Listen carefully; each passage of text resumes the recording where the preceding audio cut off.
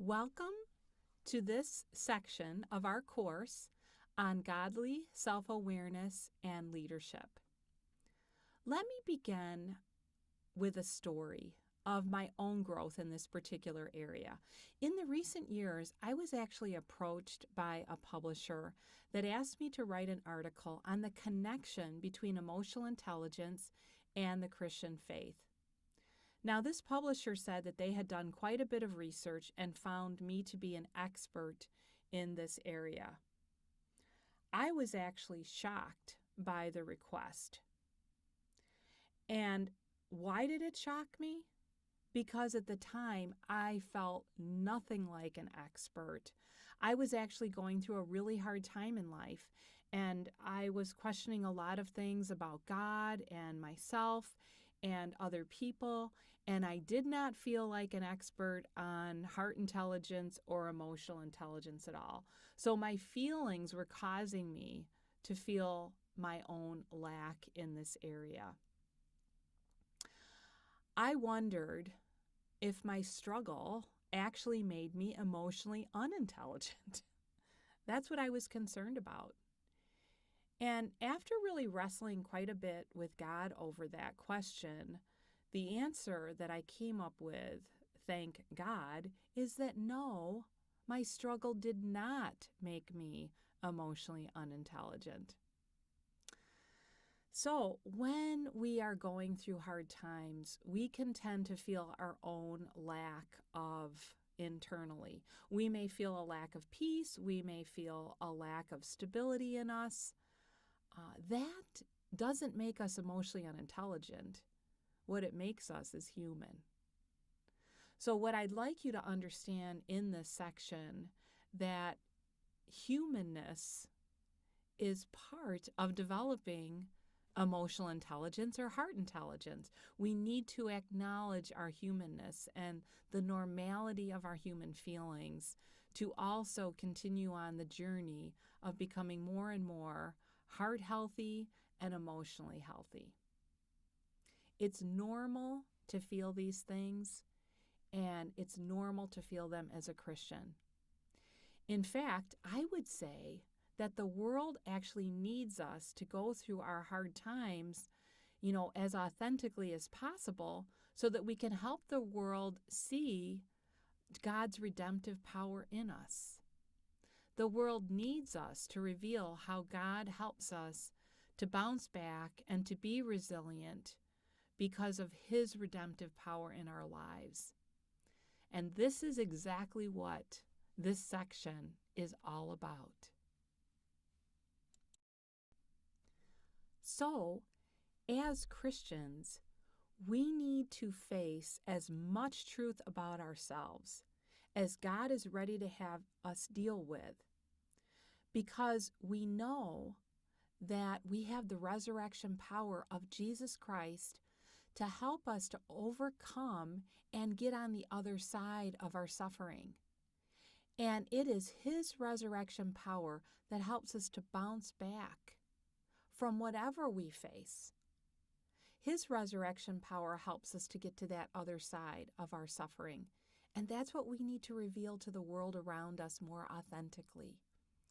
See, this is true and deep faith. Do we truly believe this?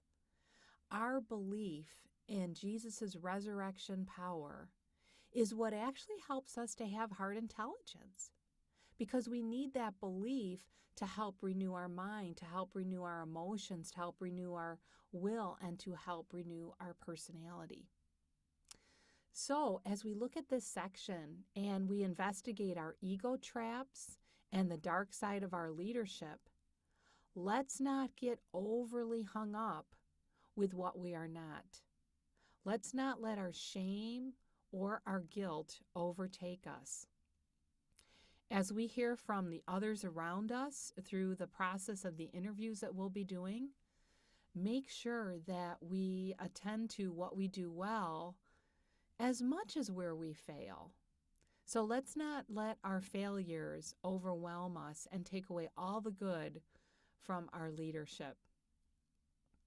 And as we read and watch how emotionally intelligent people play out that in their leadership, let's not judge ourselves too harshly for what we are not.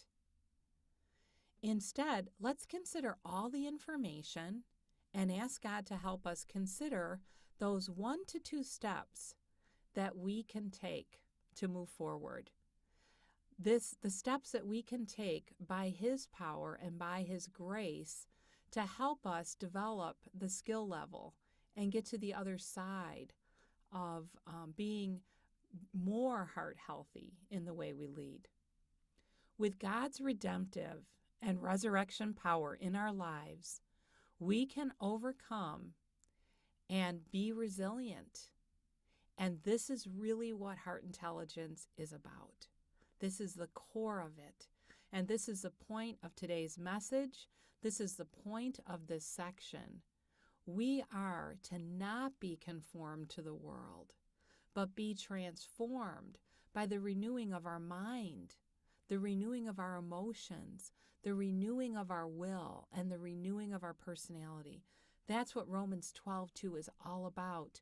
And that's really what's very, very important to our development in heart intelligence. So, the end point of all our learning about heart intelligence is really toward this result. We will be transformed, renewed, redeemed, and resurrected. Our self-awareness is then applied to our leadership by allowing God to come in and do this work within us. So we completely turn ourselves over to His care and His resurrection power. I hope my article in this section helps you to see how to practically move through this journey. And that article is exactly the one the publisher asked me to write. So back to my crisis and being asked to write that article. How did I do it when I felt so absolutely incapable? Well, I did it by the power of God in my life.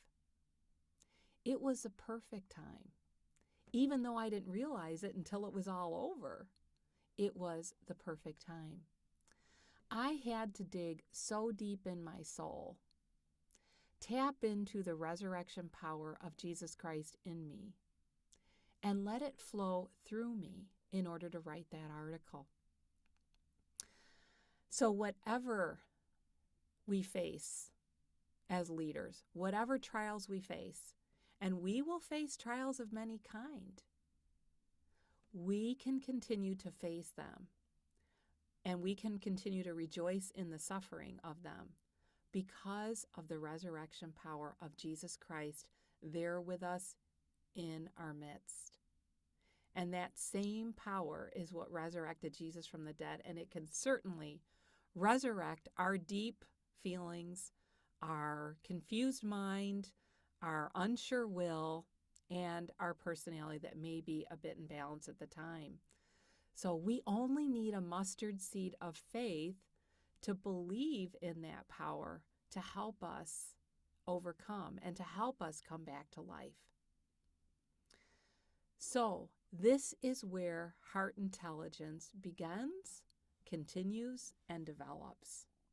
It is with the resurrection power of Jesus Christ in us.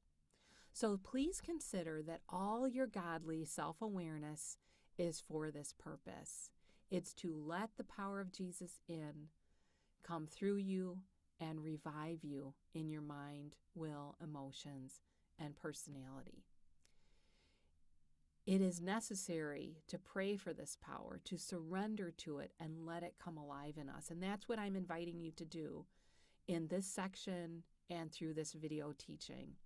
And I pray for God to reveal Himself more deeply to you in this way, in this section.